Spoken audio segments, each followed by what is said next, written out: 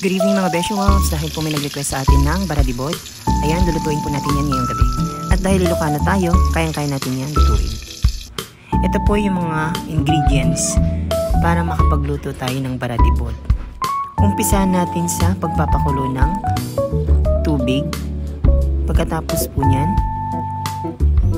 ilagay po natin yung bagoong. Sarap.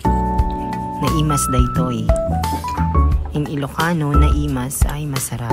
Yan, lagay po natin yung laman ng kamote. Mas maraming kamote, mas masarap kasi manamis-namis pa sa panlasa. Pagkatapos niyan, ilagay natin ang talong at ang sitaw. Halo-haluin natin. Tapos, lagyan natin ng seasonings.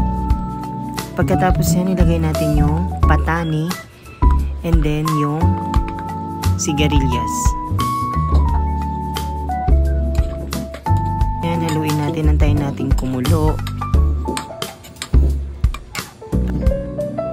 At uli po, ilagay natin ang pampalasa, pritong isda.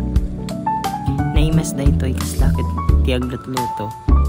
Mabalin yung mat nga tikman. Naimas mat isuna. Ready to serve na. Thanks for watching.